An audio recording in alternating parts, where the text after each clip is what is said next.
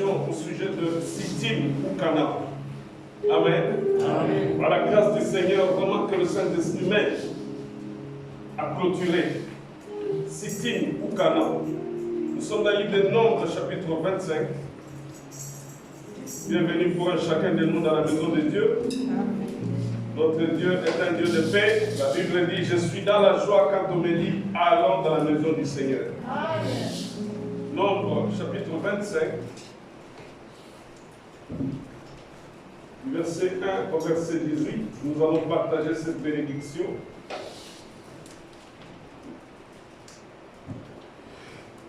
Israël demeurait à Sittim et le peuple commença à se livrer à la débauche avec les filles de Moab. Israël demeurait à Sittim, S-I-T-T-I-M, et le peuple commença à se livrer à la débauche avec les filles de Moab. Israël demeurait à Sittim, et le peuple commença à se livrer à la débauche avec les filles de Moab. Verset 2. Ils invitèrent le peuple au sacrifice de leur Dieu. Le peuple mangea et se prosterna devant leur Dieu. Israël s'attacha à Baal-Péor. La colère de l'Éternel s'enflamma contre Israël. L'Éternel dit à Moïse, ensemble tous les chefs du peuple, et fait perdre les coupables, prendre les coupables en face du soleil, afin que la colère ardente de l'Éternel se détourne d'Israël. Moïse dit aux juges d'Israël, que chacun de vous tue ceux de ces gens qui se sont attachés à Baal-Péor. Et voici, un homme des enfants d'Israël vint et amena vers ses frères une Madianite. Sous les yeux de Moïse et sous les yeux de toute l'assemblée des enfants d'Israël, tandis qu'il pleurait à l'entrée de la tente d'assignation, à cette vue, Phiné, fils d'Éléazar, fils du sacrificateur Aaron, se leva du milieu de l'assemblée et prit une lance dans sa main. Il suivit l'homme d'Israël dans sa tente, et il les perça tous les deux, l'homme d'Israël, puis la femme, par le bas-ventre, et la plaie s'arrêta parmi les enfants d'Israël. Il y en a eu 24 000 qui mourirent de la plaie. L'Éternel parla à Moïse et dit, Phiné, fils d'Éléazar, fils du sacrificateur Aaron, a détourné ma fureur de dessus les enfants d'Israël, parce qu'il a été animé de mon zèle au milieu d'eux, et je n'ai point dans ma colère consumé les enfants d'Israël. C'est pourquoi tu diras que je traite avec lui une alliance de paix. Ce sera pour lui et pour sa postérité, après lui l'alliance d'un sacerdoce perpétuel, parce qu'il a été zélé pour son Dieu, et qu'il a fait l'expiation pour les enfants d'Israël. L'homme d'Israël qui fut tué avec la Madianite s'appelait Zimri, fils de Sali. Il était chef d'une maison paternelle et siméonite. La femme qui fut tuée, la Madianite s'appelait Cosbi, fille de Tur, chef de peuplade, issue d'une maison paternelle et Maria. L'Éternel parla à Moïse et dit, traite les Madianites en ennemis et tue-les. L'Éternel parla à Moïse et dit, traite les Madianites en ennemis et tuez-les, car ils se sont montrés vos ennemis en vous séduisant par leurs ruses. Je reprends le verset 18. Car ils se sont montrés vos ennemis en vous séduisant par l'air russe dans l'affaire de Péor et dans l'affaire de Cosbi, fille d'un chef des Madians, leur sœur, tuée le jour de la plaie qui eut lieu à l'occasion de Péor. Amen. Prenons place.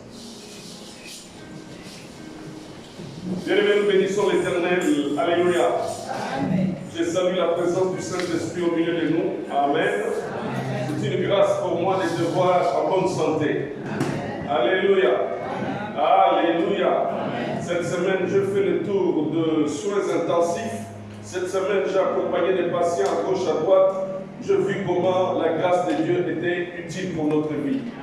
Est-ce que je suis avec toi? Amen. Ce n'est pas parce que nous sommes meilleurs que ceux qui sont dans les soins intensifs, mais c'est la miséricorde de Dieu. Amen. Alléluia. Amen. Je suis allé à plusieurs reprises prier pour quelqu'un dans les soins intensifs. J'ai dit, Dieu, que la gloire te revienne. Est-ce que je suis avec toi? Est-ce que je suis avec toi? Bien-aimés, nous avons commencé à aborder ce sujet de... Est-ce que je me fais bien entendre? Nous avons commencé à aborder ce sujet de Sittim ou Canaan. Nous sommes dans le livre de Nombre, chapitre 25. Nous avons bien dit la dernière fois que Sittim n'était qu'une étape. Est-ce que je suis avec toi? Sittim n'était pas la finalité. La finalité pour Israël, c'était d'arriver à la terre promise. Quelqu'un dit Amen avec moi. Quelqu'un dit Amen avec moi. Quelqu'un crie terre promise. Oh, quelqu'un dit terre promise. Même ta main droite, tu dis avec moi éternel. Ni par la force, ni par la puissance. Seigneur, à cause de ton amour, j'arriverai à la terre promise. Seigneur Jésus-Christ, tu m'as dit, vous connaissez le chemin. Et le chemin, c'est toi qui m'amène à la terre promise, dans la présence du Père. Merci Saint-Esprit. Au nom de Jésus-Christ. Amen. Bien-aimés, nous avons dit que Sittim n'était qu'une étape. Est-ce que je suis avec toi? Sittim n'était qu'une étape parce que la Bible dit que lorsque Josué a commencé les conquêtes, dans Josué chapitre 2, Josué a envoyé aussi des espions de Sittim pour aller à Jéricho. Est-ce que je suis avec toi? Jéricho est une première étape de la conquête de Canaan. Et la Bible nous a décrit quelles étaient les stratégies que Josué a su mettre en place pour la conquête de Canaan.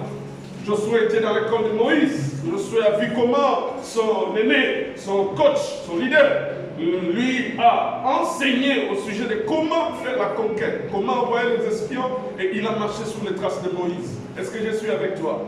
Sittim était juste une étape.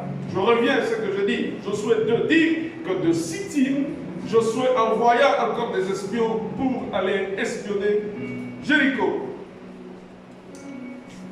Nombre chapitre 25, nous avons dit le dimanche dernier et le dimanche avant, c'était le malheur. C'était le 21 hôtel de Balak, construit pour attirer la malédiction et qui a son effet ici. Alléluia. Alléluia. Nous avons vu, bien aimé, que pour pouvoir attirer la malédiction sur Israël, Balak devait construire 21 hôtels. Mais Dieu a intervenu dans Nombre chapitre 23 pour pouvoir dire que l'enchantement, la divination n'a aucun pouvoir sur Israël. Est-ce que je suis avec toi?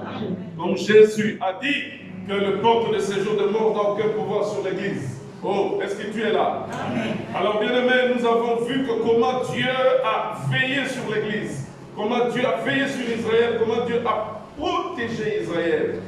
Mais bien aimé, tant que Israël était dans le respect des ordonnances de Dieu, la main de Dieu était sur Israël. Et l'enchantement ne pouvait avoir aucun effet sur Israël. Est-ce que je suis avec toi? Amen. Bien aimé, malheureusement, je reprends encore le Nombre chapitre 25, c'est ici où la malédiction s'abat sur Israël.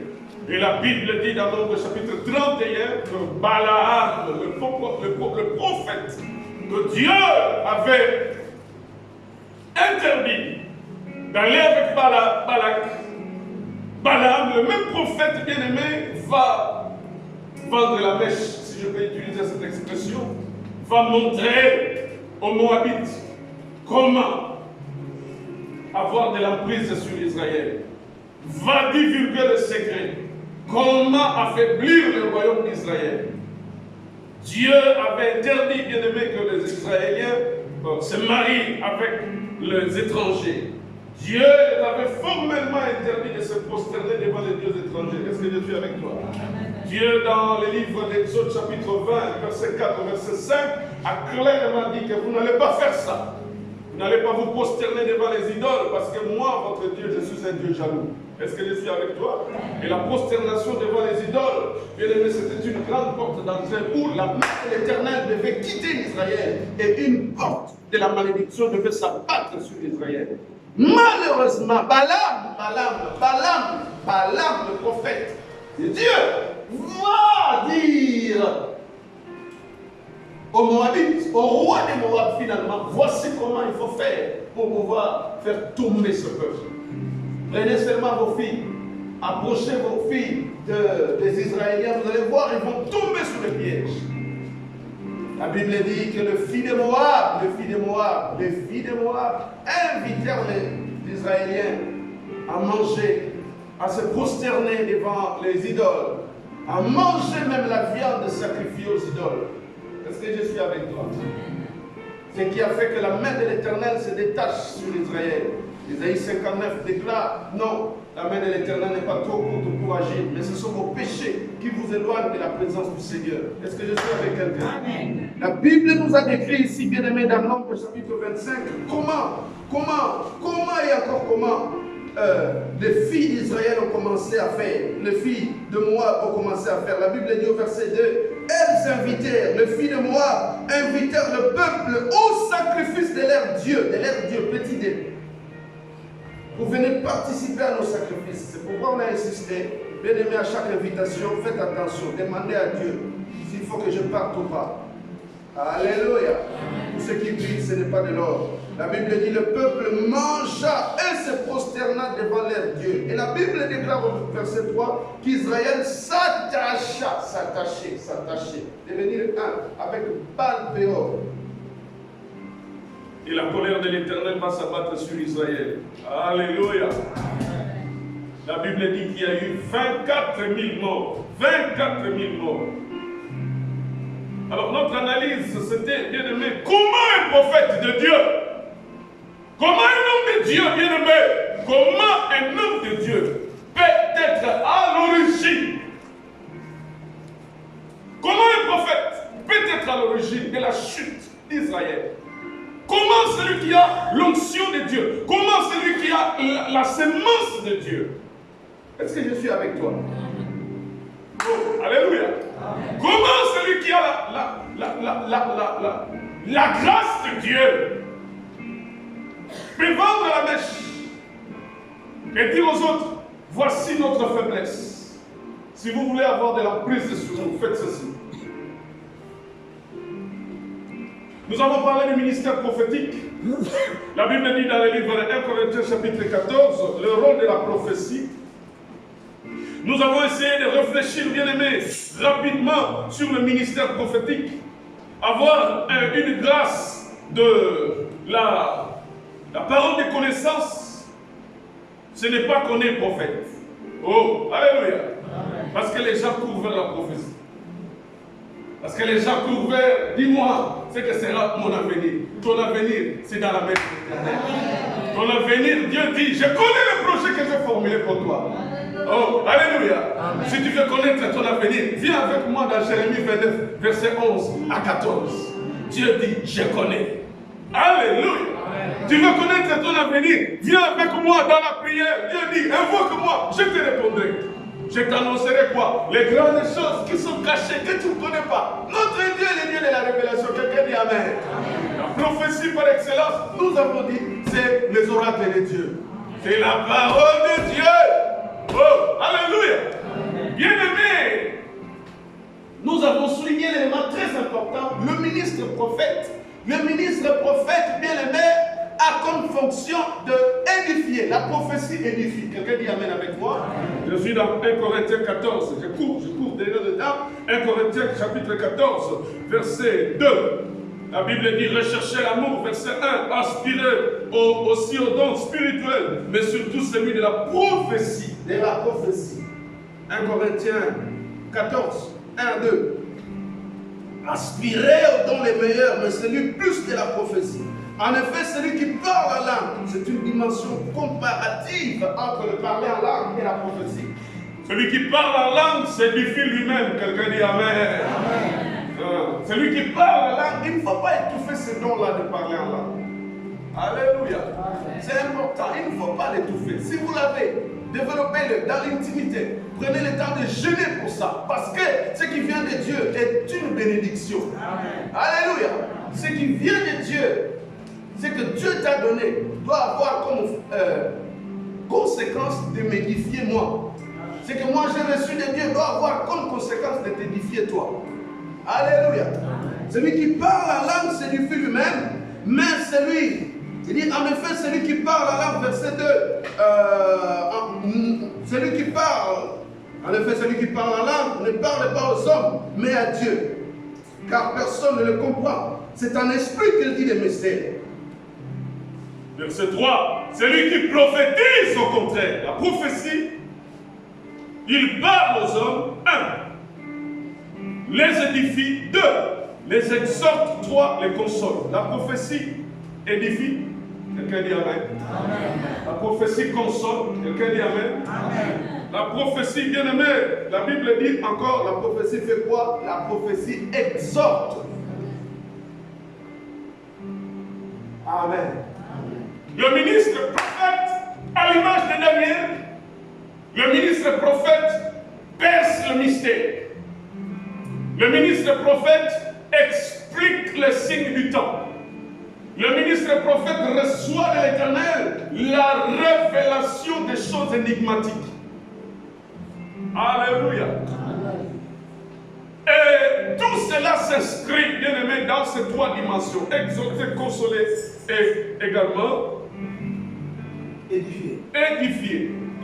Mais bien aimé, lorsque nous analysons ces trois fonctions de la prophétie, et nous les comparons avec notre prophète Balaam, dans Nombre chapitre 25, les conséquences de la prophétie de Balaam, bien aimé, dans les trois, on ne les retrouve pas.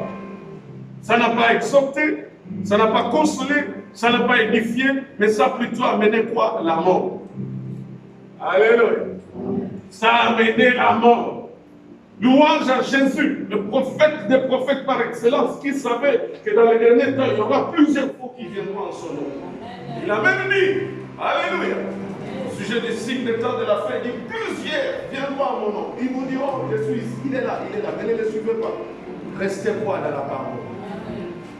Nous venons de passer des moments très difficiles. Quelle prophétie n'avons-nous pas reçue? Alléluia. Quelle menace n'avons-nous pas entendue?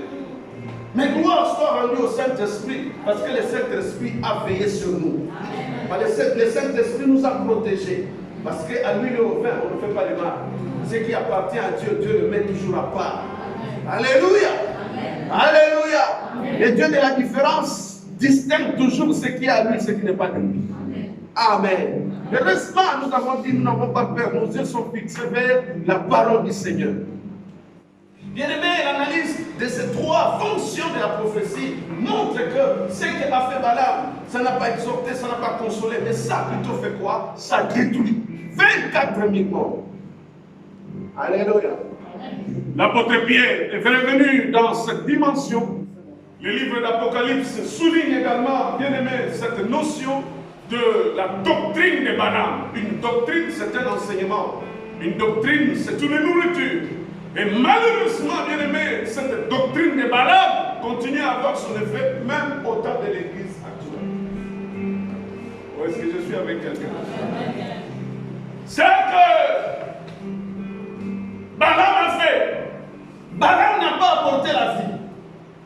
Balaam a détruit.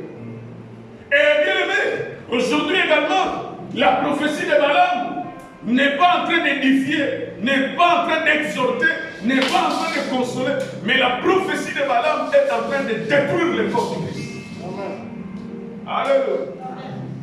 Par conséquent, notre question, là où nous nous sommes arrêtés la dernière fois, c'était de savoir l'Église face à la prophétie de Balaam. Quelle est la responsabilité de l'Église?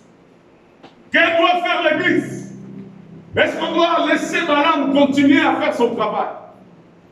Est-ce qu'on doit laisser Balaam continuer à prendre ce qui est dans la bergerie de Dieu et à mener ce qui est dans la bergerie de Dieu à les livrer, bien-aimés, devant les loups? Bien-aimés, combien de familles se sont séparées? Combien de mariages ont été brisés? Combien de vies, bien-aimées, ont été détruites à cause des prophéties de Balaam? Combien il y a de divorces à cause d'une prophétie de Balaam qui n'a pas exhorté, qui n'a pas consolé, qui n'a pas édifié? Et par conséquent, bien-aimés dans le Seigneur, l'Église a une responsabilité. La Bible dit, bien-aimés, dans le livre de 2 Pierre, jetons un coup d'œil, 2 Pierre chapitre 2. 2 Pierre 2, verset 15 au verset 16. L'apôtre Pierre évoque ce souvenir de Balaam. Il dit, après avoir quitté le droit chemin, ils se sont égarés en suivant la voie de Balaam, fils de Béor, qui aima le salaire de l'iniquité, mais qui fut repris pour sa transgression. Regardez le verset 16. Balaam qui fut repris pour sa transgression, une ânesse muette, faisant entendre une voix d'homme. L'ânesse muette fait entendre une voix d'homme pour arrêter la démence du prophète. Alléluia. Notre réflexion est assise là-dessus. Comment on peut arrêter la démence du prophète Balaam? D'ailleurs, si la Bible l'appelle démence, il est évident que ça n'émane pas de Dieu. La démence. Nous avons essayé de définir ce que c'est la démence. Une perte d'intelligence, fonction cognitive que Dieu nous a donnée, on le perd. Et on est incapable maintenant de s'adapter à la société. Certains gestes, on ne peut plus le faire. On peut même se retrouver enfermé dans une unité fermée. Ceux qui travaillent dans les maisons de retraite savent. Les unités fermées. Parce qu'il y a ceux qui souffrent d'Alzheimer, de la démence. Parce que si on les laisse dehors, ils peuvent marcher nus en plein hiver. Ça sera d'une non-assistance de la personne en danger. Est-ce que je suis avec toi? C'est de la responsabilité. C'est de la responsabilité de ceux qui sont à l'extérieur, justement, de pouvoir veiller sur ceux qui sont déments. Alors, bien-aimés dans le Seigneur, celui qui est dément, doit-on le laisser continuer à travailler dans l'église de Dieu? Celui qui perd l'intelligence, celui qui pense qu'il est en train de bénir alors qu'il est en train de maudire. Celui qui livre le secret aux ennemis pour pouvoir apporter la malédiction dans l'église de Dieu. Doit-on continuer à le laisser faire? Alléluia. Amen. Ça, c'est notre réflexion. Alors, donc, c'est l'église face à la démence du prophète Balaam. Que doit faire l'église? La Bible dit dans le cas du prophète Balaam, dans l'histoire, Dieu suscita une ânesse muette. Si vous relisez le livre des Nombres, vous allez voir que Dieu a ouvert la bouche à l'ânesse. L'ânesse a vu le danger qui était devant. L'ânesse, Dieu a ouvert la bouche de l'animal sur lequel était le prophète pour pouvoir parler au prophète. Parce qu'il était habitué souvent à frapper l'ânesse, va à gauche, il obéit, va à droite, l'ânesse obéit. Mais Dieu a ouvert les yeux de l'ânesse pour voir le danger qui était devant l'ange de l'Éternel qui avait l'épée pour apporter le jugement, pour tuer. Et la Bible déclare que l'ânesse a parlé. L'ânesse lui a dit, est-ce que tu ne vois pas ce qui est devant? Alléluia. Et le fait que Dieu ait ouvert la bouche à l'ânesse, ça a arrêté la démence du prophète. Alléluia. Ça stoppait net la démence du prophète. Et donc, dans la dimension prophétique, bien aimé dans le Seigneur, l'Église, dans ces temps de la fin, nous n'allons pas laisser les Balaam faire leur travail. Nous allons les contrer par la parole du Seigneur. Alléluia. Nous allons les contrer par la parole du Seigneur. Tant que l'Église sera encore sur terre, le Saint-Esprit sera là. Alléluia. Tant que l'Église ne sera pas partie dans la présence du Père, le Saint-Esprit sera là. Nous allons nous opposer systématiquement à ce qui sortira de la bouche de Balaam, qui n'édifie pas, qui ne console pas, qui n'exhorte pas, mais qui apporte la plaie dans l'Église. Amen.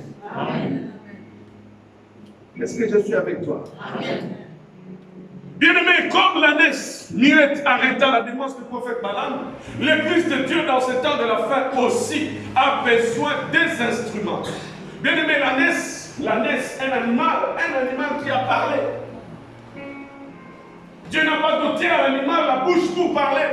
Mais Dieu, dans sa souveraineté, a ouvert la bouche de l'animal pour parler, bien-aimé. Si l'animal a parlé pour arrêter la démence du prophète, pourquoi nous ne devons pas nous lever aussi pour dire ça ne vient pas de Dieu?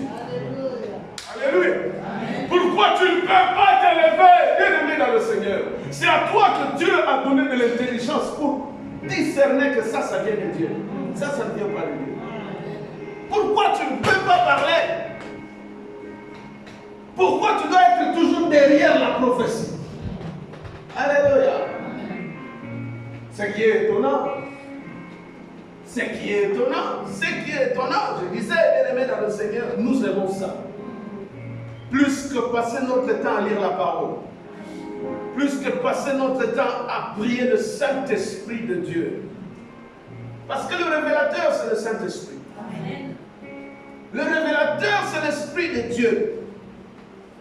Bien-aimé, je disais, l'Église de Dieu dans ce temps de la fin aussi a besoin des instruments. Ces instruments, des instruments cette fois-ci animés, des hommes vivants, des femmes vivantes. Alléluia. Amen. Qui se lèvent, qui défendent les intérêts de Dieu, qui disent non, 24 000 morts c'est trop. Oh, alléluia. Jusqu'à quand nous allons continuer à pleurer les victimes? Jusqu'à quand nous serons victimes, bien-aimés de Balaam? L'Église de Dieu a besoin des instruments animés, des hommes et des femmes vivants pour arrêter la prolifération de la semence de l'enseignement de Balaam au milieu des 10 vierges. Alléluia. Nous sommes des 10 vierges, nous sommes prêtes d'entrer dans la salle des noces. Alléluia.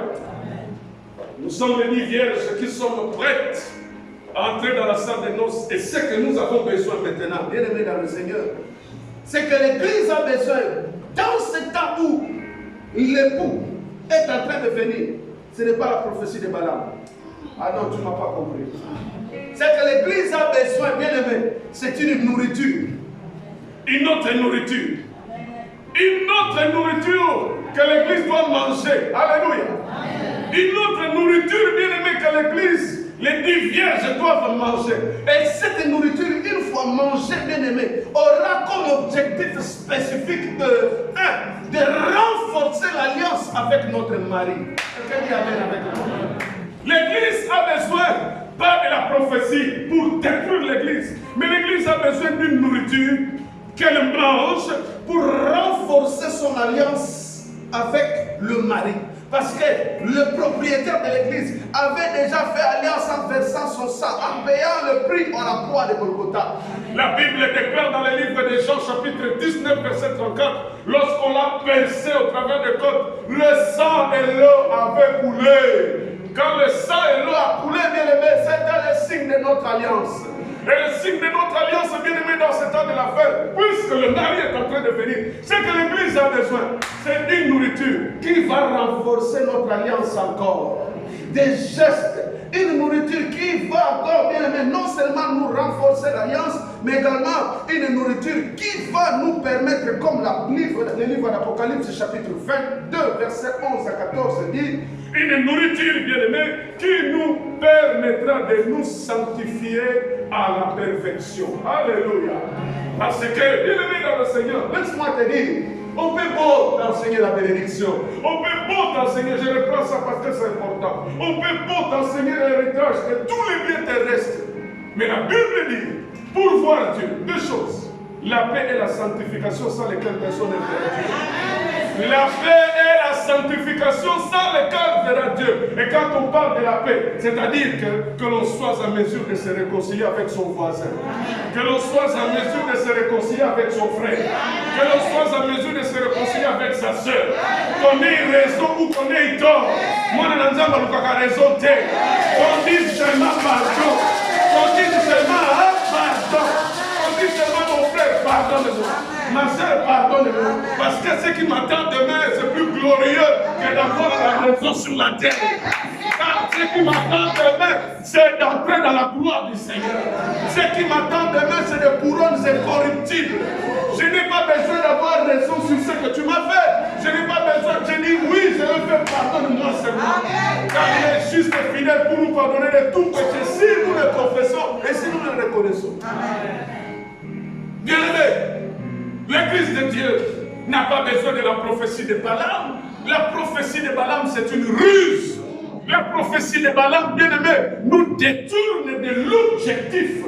Notre objectif, ce n'est pas Sittim, notre objectif, c'est Canaan.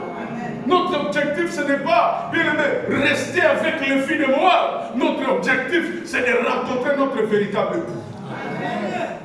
Bien-aimé dans le Seigneur, je veux dire, l'Église n'a pas besoin de la nourriture de Balaam, mais l'Église a besoin, bien-aimé, alléluia, d'être encore, de recevoir une nourriture qui va élever le niveau de la crainte de Dieu. Ah non, tu n'es pas avec moi. Alléluia. Église, nous n'avons pas besoin de la prophétie de Balaam. Nous avons besoin d'une nourriture qui va nous montrer la crainte de Dieu. Nous avons besoin d'une nourriture qui va ajouter à nous la dimension de la crainte de Dieu. Alléluia. Alléluia. Alléluia. La Bible dit la crainte de l'Éternel, c'est le commencement de la sagesse. Je peux être pasteur, mais si je ne crains pas Dieu. Je peux être le bishop des bishops, mais si spirituellement Dieu me voit pire qu'un païen, à quoi bon ça sert? Alléluia.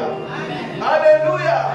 Et la nourriture de Balaam, bien aimé, c'est que dans le Balaam éloigne de plus en plus l'église de Dieu dans la crainte de Dieu. Balaam donne une nourriture qui montre à l'église la familiarité avec Dieu. Bien aimé, on ne devient pas familier avec Dieu. Alléluia. On ne devient pas familier avec Dieu. Dieu est un feu dévorant. Dieu est un feu qui dévore. Bien aimé, plus on nous enseignera la crainte de Dieu, plus nous allons avoir une dimension qui va augmenter au jour le jour dans la crainte de notre Dieu. Plus on nous enseignera la crainte de Dieu, bien aimé, plus nous allons nous éloigner, bien aimé, de péché. Parce que cette parole de la crainte de Dieu, elle est source d'une sanctification. Amen. Alléluia. Bien aimé, l'église de Dieu disait, la Bible dit, dans Malachie chapitre 1, verset 6, si quelqu'un peut nous le lire.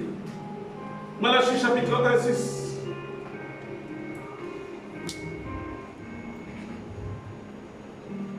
Malachie chapitre 1, verset 6. Aidez-moi à lire rapidement. La parole de Dieu. Amen.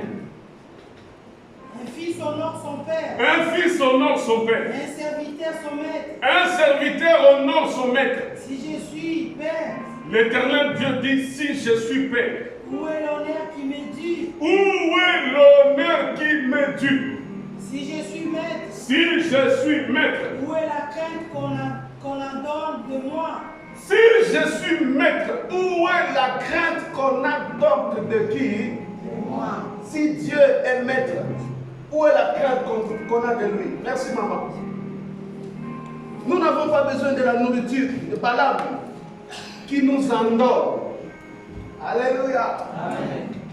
Qui nous endort à rester à Sittim. Amen. Amen. Nous avons besoin d'une nourriture qui augmente en nous, qui élève en nous les degrés de la crainte de Dieu. Alléluia. Amen. Alléluia. Amen. Oh, montagne de l'Éternel, votre sang est sur votre tête. Je lève les mains comme Ponce Pilate a lavé. Alléluia. Amen. Notre sang est sur notre tête. Vos sangs, c'est sur votre tête. Je dirai à Dieu, je leur ai enseigné la vérité. Amen. Jésus a dit, je leur ai enseigné la vérité. Je leur ai montré le chemin. Amen. Je leur ai dit la vérité. Je n'ai rien caché. Alléluia. Amen. Je n'ai pas prêché l'évangile de la compromission. J'ai traité durement mon propre corps pour que moi aussi j'hérite le royaume. Amen. Je ne veux pas qu'après avoir prêché les autres, que moi-même je sois disqualifié. Mais ce que tu m'as dit de dire, je l'ai dit. Je dirai à Dieu, j'ai dit à l'église, la sanctification et la crainte de Dieu. Amen. J'ai dit à l'église de rechercher la paix avec tous, sans lesquels personne ne verra Dieu. Bien-aimé, cette méchanceté, tu iras où avec? Cette animosité-là, tu iras où avec? Et jusqu'à quand? Jusqu'à quand tu vas endurcir le cœur? Jusqu'à quand tu vas refuser d'ouvrir le cœur et de pardonner? Oh, alléluia. Jusqu'à quand tu vas refuser de te réconcilier? Un avec Dieu, deux avec les hommes. Jusqu'à quand? Je disais, en tant qu'enfant de Dieu, on ne cherche pas à avoir raison. Jésus-Christ avait raison, n'est-ce pas? Amen. Amen. Et qu'est-ce qu'il a dit à la croix?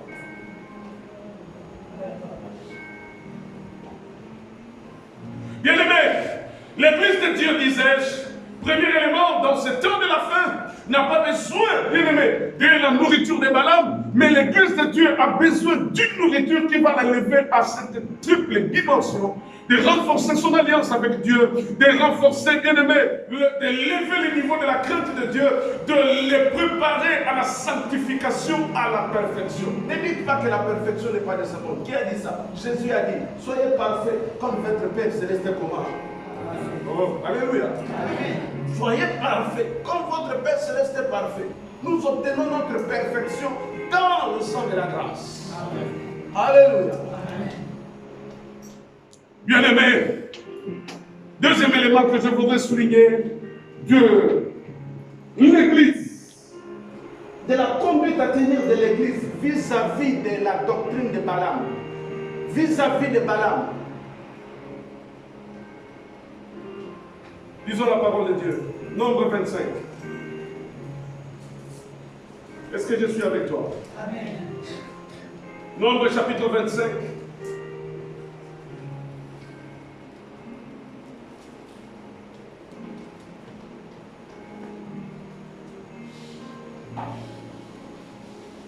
Nous lisons le verset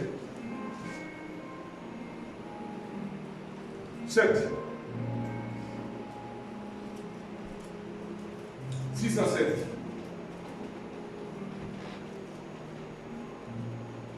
Et voici le nom des enfants d'Israël vint et amena vers ses frères une Madianite. Alléluia. Alléluia. Amen. Je me suis un peu interrogé sur les Madianites. Qui sont les Madianites? Si vous lisez Genèse chapitre 25, vous allez découvrir qu'à la mort de Sarah, notre père Abraham a pris notre femme. Il a eu 6 enfants. Alléluia. Alléluia. Lisons-le. Regarde ça. Genèse chapitre 25. Il dit ceci. On parle de Ketura. Verset 1 dit, Abraham prit encore une femme nommée Ketura. Elle lui enfanta 1, Zimra, 2, Jokshan, 3, Médan, 4, Madian. Amen. 4 Madian.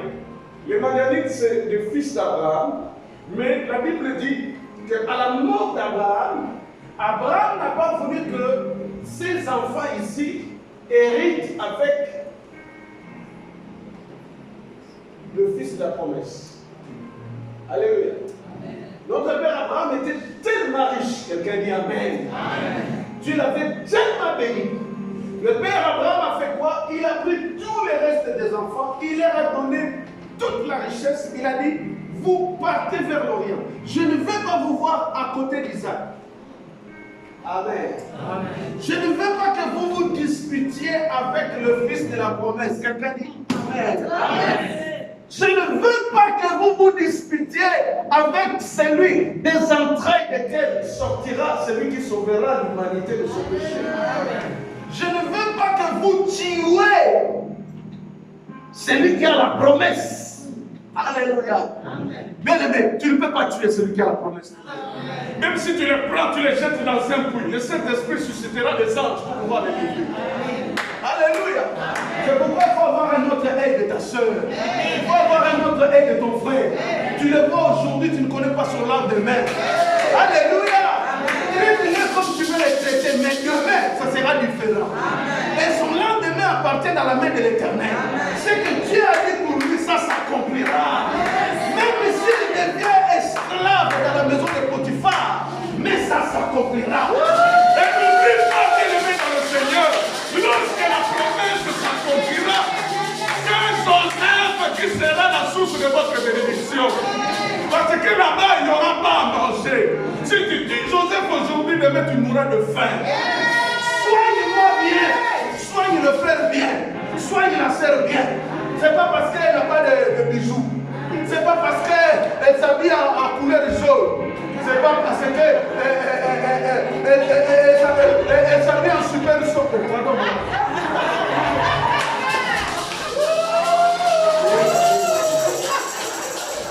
Alléluia.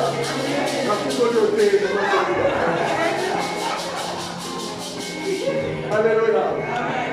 Je te regarde prophétie.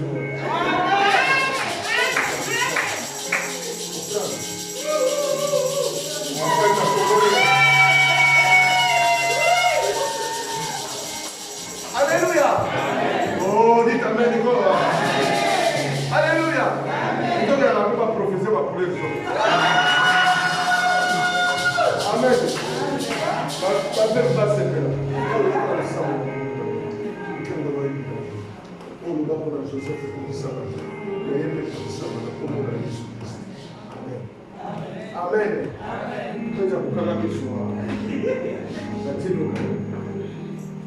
Amen. Amen. Alléluia. Bien-aimé, apprends à bien traiter les gens. Tu ne connais pas demain. Respecte la personne. Amen. Soigne bien tes relations. Amen. La Bible dit que le père Abraham donna à tous ses enfants une grande richesse pour qu'ils aillent loin d'Isaac. Amen. Amen. Et la Bible dit que les Madianites, dans la cour de l'histoire, ont tellement combattu Israël. Amen, amen, amen. Amen.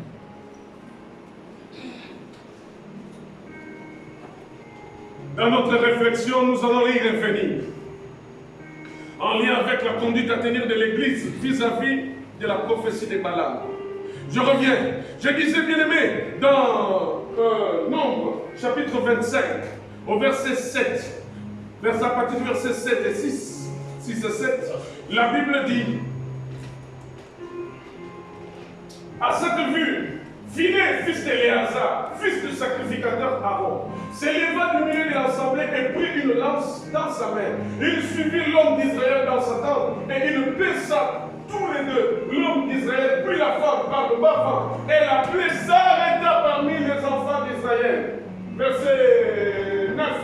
La Bible dit, bien-aimé, il y a eu 24 000 qui moururent de la plaie. L'Éternel, verset 10, merci. L'Éternel parla à Moïse pour dire à Phiné: verset 10. La Bible dit l'Éternel, verset 10. L'Éternel parla à Moïse et dit, écoutez, Dieu dit à Moïse de dire à Phiné. Il dit Phiné, verset 11. Phiné, fils d'Éléazar, fils du sacrificateur Aaron, a détourné ma fureur de dessus des enfants d'Israël. Parce qu'il a été animé de mon zèle. Dis avec moi, zèle de l'Éternel. Il a été animé de mon zèle au milieu d'eux. Et je n'ai point dans ma colère consumé les enfants d'Israël. Donc dans la vision de Dieu, bien aimé dans le Seigneur, Dieu était prêt à tout consumer. N'oublions pas que Dieu a dit à Moïse, laisse ma fureur se déchaîner sur ce peuple. Je vais tous les détruire. Et je ferai sortir de tes entrailles une nation plus puissante qu'Israël. Moïse, quand il entend ça, Moïse se mettra en intercession en disant, souviens-toi d'Abraham. Tu n'as pas dit ça à Abraham. Tu as dit la postérité d'Abraham héritera Canaan. Pardonne maintenant leurs péchés. Bien-aimé, n'eût été Phiné, il y aurait peut-être que toute la race d'Israël allait être décimée.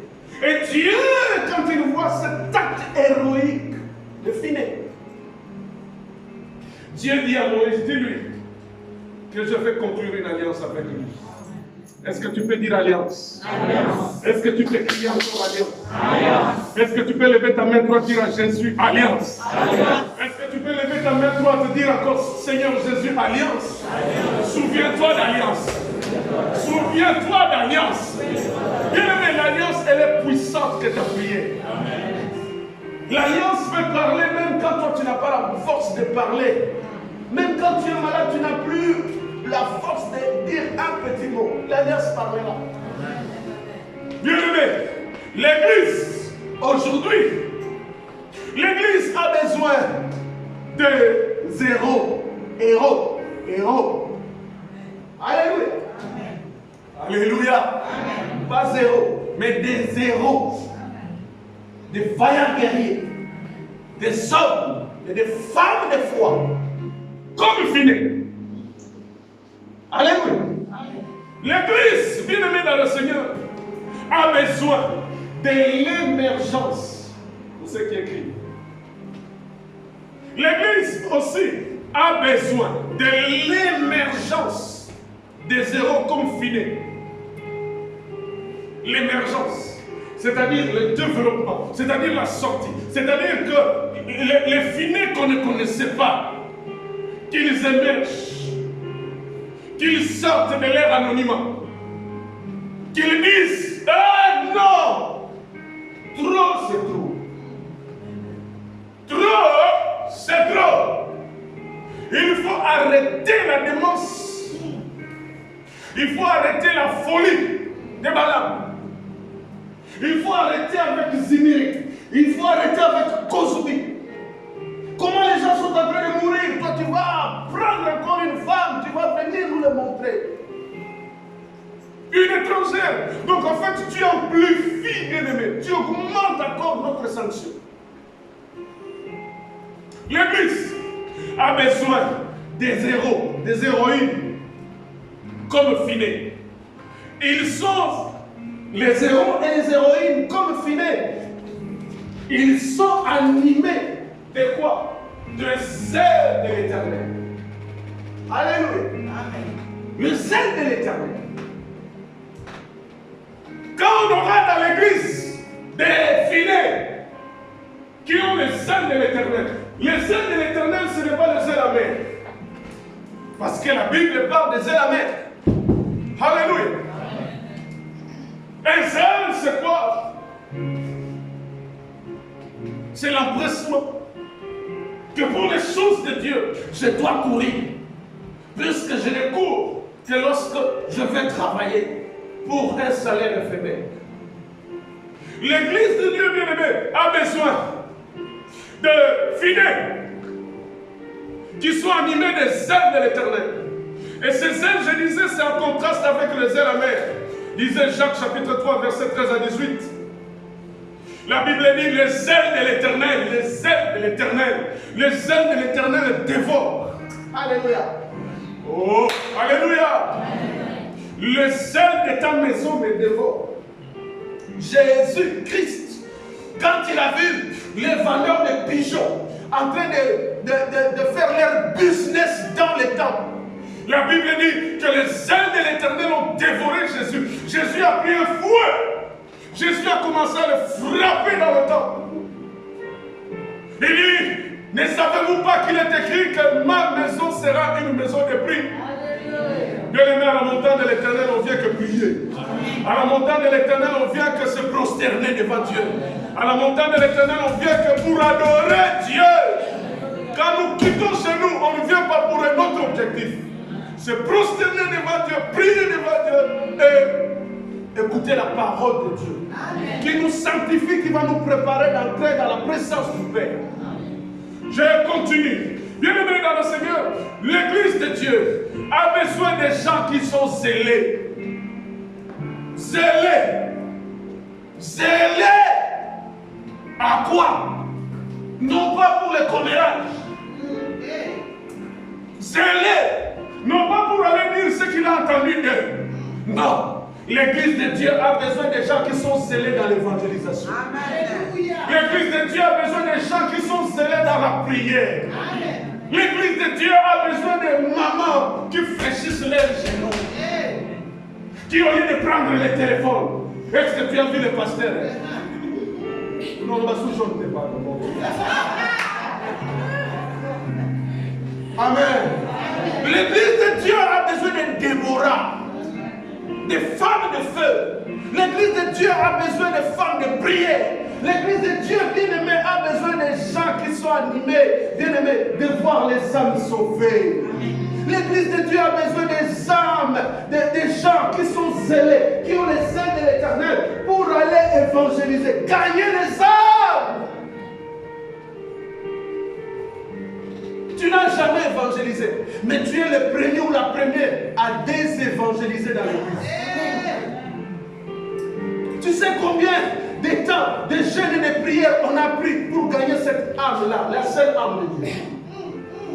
Tu sais combien de sacrifices, combien de temps de jeûnes et de prières on a passé. Mais toi, tu te donnes le plaisir de venir seulement détruire. Et puis tu t'en fous du reste. Le jugement de Dieu arrive. Amen. Amen. Amen. Bien-aimé, qui est fidèle? Est-ce que ça va? Amen. Qui est fidèle?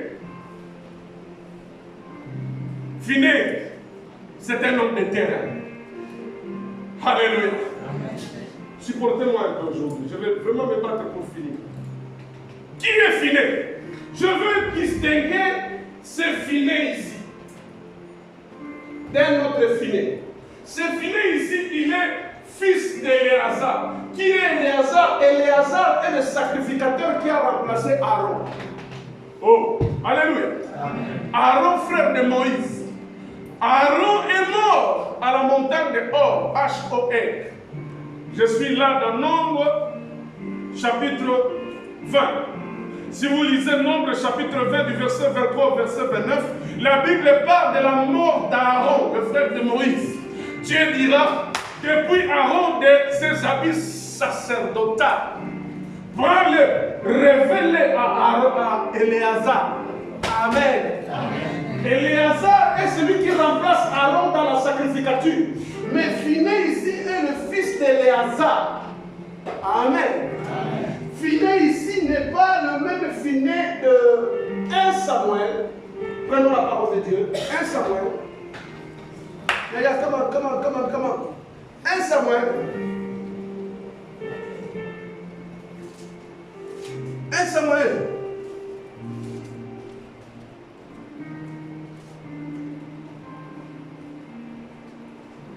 Chapitre 2. 1 Samuel chapitre 2, du verset 12 au verset 21. La Bible dit le fils d'Élie. 1 Samuel chapitre 2, on parle du sacrificateur Élie. Alléluia. Parle de prophète Élie, non pas le sacrificateur Élie. Le sacrificateur Élie, avec l'histoire d'Ichabod, il avait 2 fils. Un qui s'appelait Phiné et l'autre qui s'appelait comment? Ophni. Bien aimé. Les fils d'Élie étaient des hommes pervers. Ils ne connaissaient point l'Éternel.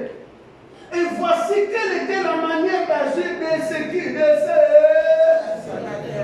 Phiné, fils d'Élie, et Ophni. Ces Phiné ici étaient aussi sacrificateurs. Amen, amen, amen. Il était aussi sacrificateur. Donc les sacrificateurs Phiné du sacrificateur Élie, la Bible dit, il ne connaissait pas l'Éternel. Et voici quelle était sa manière d'agir. Il n'avait pas le zèle de l'Éternel. La Bible dit, lorsque quelqu'un offrait des sacrifices, les serviteurs du sacrificateur arrivaient au moment où l'on faisait cuire la chair, tenant à sa main une fourchette à 3 dents. La Bible dit qu'il faisait des choses abominables. La Bible dit que ces Phiné ici, il couchait avec les femmes à l'église. Regardez avec moi la Bible.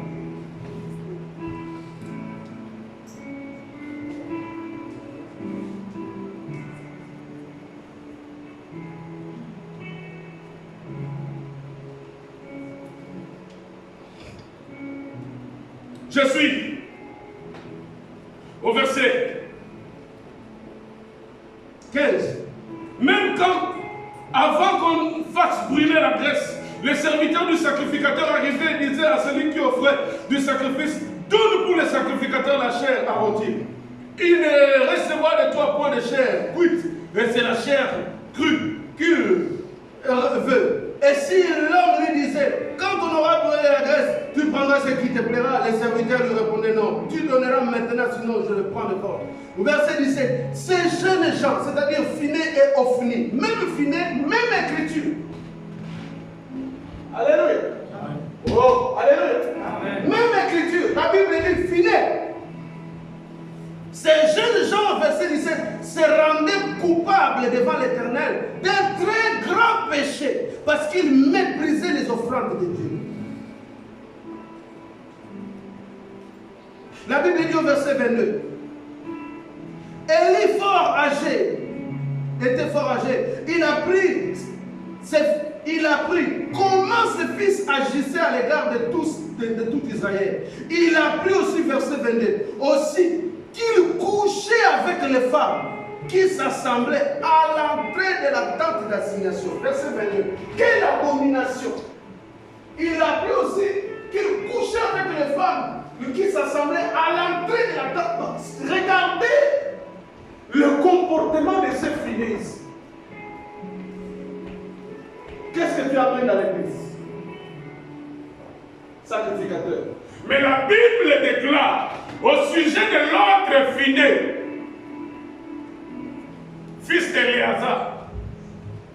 Lui, il est différent parce que, bien aimé, ce Phiné d'Éléazar, fils d'Éléazar, retournons dans notre texte, dont nous cherchons à l'église de Dieu. Est-ce que je suis avec toi? Amen. Est-ce que je suis avec toi? Amen. Oui, Saint-Esprit, brise cette odeur. Oui, Saint-Esprit, brise cette communication avec le monde éternel. Dans le nom de Jésus. Il faut que la semence reste et que la semence transforme les vies. Bien aimé, la Bible déclare au sujet des Phiné, les Phiné dont nous sommes en train de parler, les Phiné qui se lèvent, les Phiné qui disent non, 24 000 morts c'est trop. Phiné, ici, était voici ses caractéristiques. Voici les caractéristiques des Phiné, des héros, des héroïnes, comme Phiné que nous cherchons. Allons-y. Bien aimé, la Bible dit dans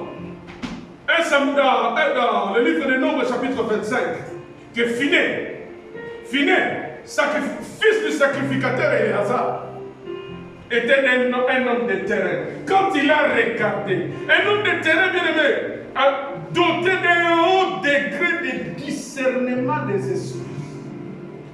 Le premier caractéristique de Phiné que nous cherchons aujourd'hui à l'église, qui vont se lever contre la prophétie de Balaam. C'est des gens qui ont un haut degré de discernement des esprits. Regardez, quand Phiné ici voit que non, notre problème, Israël continuera encore à avoir de plus en plus de morts, pas seulement 24 000, toute cette race va être décimée. Qu'est-ce que lui anime? C'est le discernement, c'est ce haut degré du discernement. Il y a le zèle en lui, mais il y a le discernement des esprits. Non, ça c'est la cause. Il faut arrêter la blague avec la cause. Il faut que l'histoire de Cosby et Sinil s'arrête. Le discernement est meilleur. Tu peux le demander à Dieu. Alléluia. Le haut degré du discernement des esprits. Pourquoi? Parce que le diable se déguise en ange de lumière. Ce n'est pas tous ceux qui crient Seigneur, Seigneur qui entreront dans le royaume de Dieu. Phiné, ceux qui écrivent, voici leurs caractéristiques.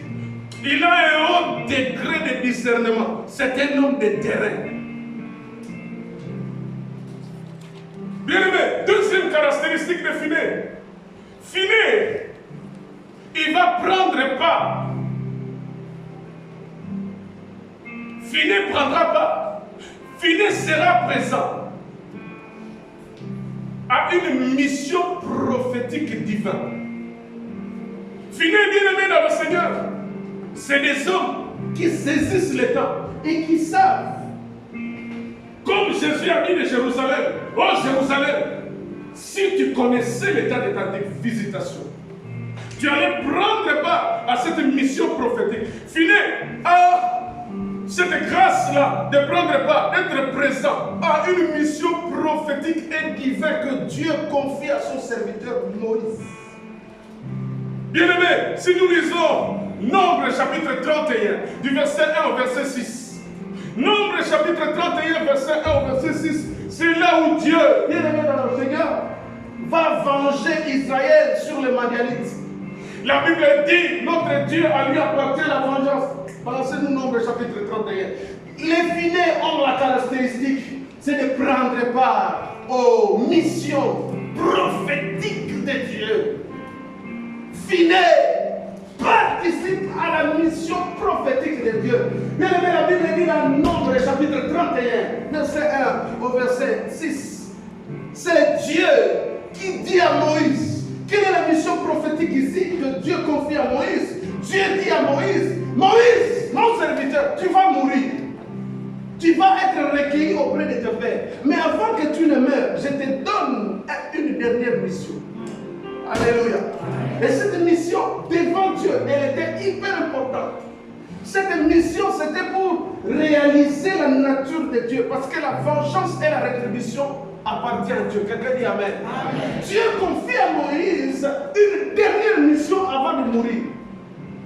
Parmi les dernières missions que Dieu confie à Moïse, c'est celle-ci. La Bible dit, l'Éternel parla à Moïse et dit, venge les enfants d'Israël sur les Madianites. Tu seras ensuite quoi? Tu mourras après cette mission. Quelle est cette mission, bien-aimé? Il dit, venge les enfants d'Israël. Va exercer ma colère. Va détruire les Madianites. Je ne veux pas le voir. Et bien-aimé dans le Seigneur, dans cette mission, Moïse ne va pas l'exécuter seul. La Bible dit, Dieu lui dira, choisis 1000 hommes par tribu. Et bien aimé, Moïse a choisi 1000 hommes par tribu, donc il y a eu 12 000. Mais parmi les 12 000, bien aimé, les chants prophétiques, les Phinés de l'esprit que l'Église a besoin aujourd'hui pour arrêter la démence de Balaam. La Bible dit, verset 6, il y a plus clair. On leva d'entre les milliers d'Israël 1000 hommes par tribu, soit 1000 hommes équipés pour l'armée. Moïse envoya à l'armée ces 1000 hommes par tribu, et avec eux, le fils du sacrificateur d'Éléazar, qui Phiné va prendre part à cette mission prophétique, la toute dernière avant la mort de Moïse. Moïse a eu une vision de faire sortir Israël de l'esclavage. Mais la dernière mission ici, c'est que la vengeance de l'Éternel va s'exercer sur les Madianites. Mais bien aimé, pour cette dernière mission, qui prendra part à la mission dans l'exécution et à filer. Bien aimé, les hommes qui ont le haut degré du discernement de l'esprit, bien aimé dans le Seigneur, ces hommes-là, l'église de la montagne de l'Éternel en a besoin. Ces hommes-là, l'église de la montagne de l'Éternel en a besoin. Et qui comprendront la mission et qui participeront à la mission prophétique dans ce temps de la fin, d'aller chercher les âmes perdues. Que de causer du désordre dans l'église de Dieu. Bien aimé, la Bible dira que non seulement que Finé va prendre part à cette mission prophétique, mais la Bible dira aussi, bien aimé dans le Seigneur, dans l'accomplissement de cette mission prophétique et divine, le rôle de Finé est aussi prophétique. Le rôle de Finé, pour ceux qui écrivent, le rôle de Finé, bien aimé, dans sa dimension prophétique, induit la victoire qui vient de Dieu. Donc la présence de Finé, bien aimé, le verset 6, la présence de Finé, bien aimé, induit la victoire. Bien aimé, la victoire n'était pas liée aux 12 000 personnes, mais la Bible déclare ici, regarde, Moïse envoya à l'armée.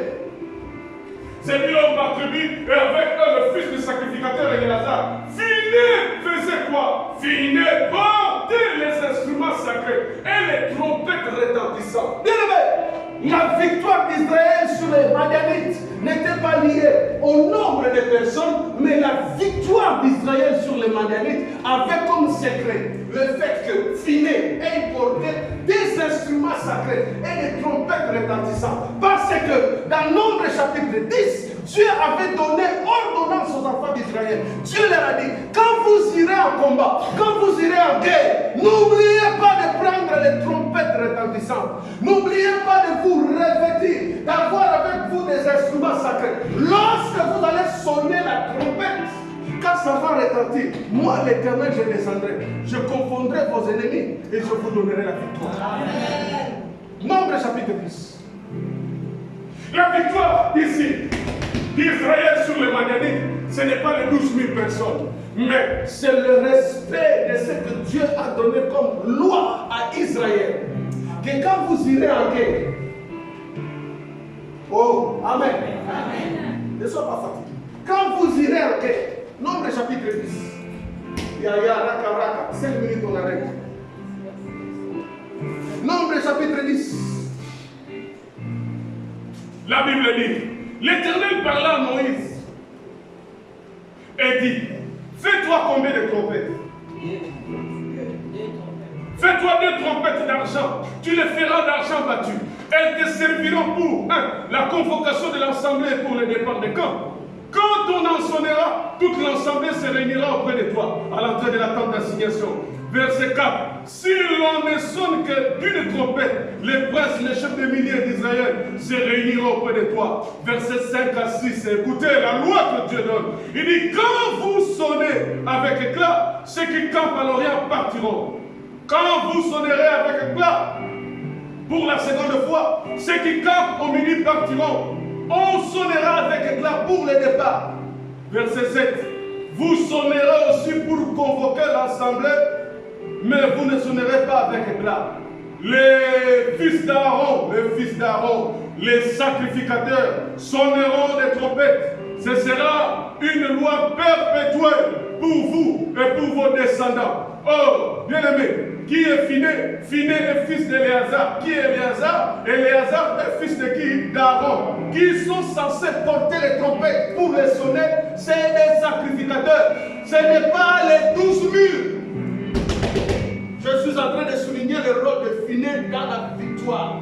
C'est un peuple prophétique qui prend part à une mission prophétique, mais dans la mission prophétique, il a un rôle inducteur de la victoire.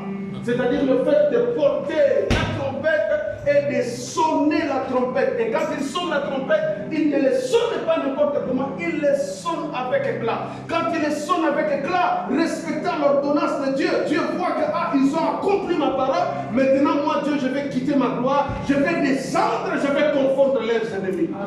C'est que je te dis, conforme-toi à la parole de Dieu, Dieu combattra ta faveur. Alléluia. Alléluia. Alléluia.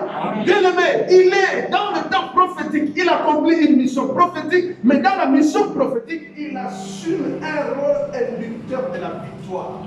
Tant que tu seras fidèle, bien-aimé dans le Seigneur, on verra que si tu es là, c'est différent. Qu'ils peuvent être 12 000, mais quand toi tu es là, la victoire est assurée. Ils peuvent être des millions, quand toi tu n'es pas là, l'échec est garanti. Ils peuvent être 10 000 milliards, mais quand toi tu n'es pas là, l'échec est là. C'est comme l'âge de l'Éternel. Quand il était présent, la victoire était là. Est-ce que je suis avec toi? Est-ce que je suis avec toi? Bien-aimé, fidèle. Non seulement qu'il porte les armes, Mais il porte les trompettes. Et quand il porte les trompettes, il ne les porte pas seulement, mais il les fait sonner. Oh bien-aimé, quand on fait sonner la trompette à Israël, on est une sentinelle. Alléluia. Le rôle de la trompette, c'est d'avertir. Le rôle de la trompette, c'est de pouvoir, bien-aimé, dire aux gens, faites attention. Le rôle de la trompette, bien-aimé dans le Seigneur, c'est la sentinelle qui est sur une muraille très élevée. Quand il voit venir les dangers, il le prévient. Bien-aimé, l'Église, dans ce temps de la fin, nous n'avons pas besoin de la prophétie de Balaam, mais nous avons besoin des gens qui sonnent la trompette pour avertir que le danger arrive. pour avertir que bientôt, très bientôt, nous allons partir. Bien-aimé, ma prière, que tu ne sois pas séduit par l'enseignement de Balaam. que tu ne sois pas séduite, bien-aimé, Par l'enseignement, la doctrine de Balaam. Ma prière est que Dieu dépose en toi aujourd'hui ces différentes semences. Ces différentes semences de Phiné, fils d'Éléazar. Que tu te lèves, que tu lises. Trop c'est tout. Alléluia. Amen. Alléluia. Amen. bien-aimé, dans ce combat, je disais, Phiné A joué le rôle que Dieu a ordonné dans Nombre chapitre 10, verset 5 à 6. Phiné a joué la trompette. Phiné a sonné la trompette. Cette trompette sonna, résonna avec éclat pour dire, Éternel, descends dans ta gloire, entre dans ce combat et que la victoire nous soit accordée. Est-ce que tu peux te lever au bas?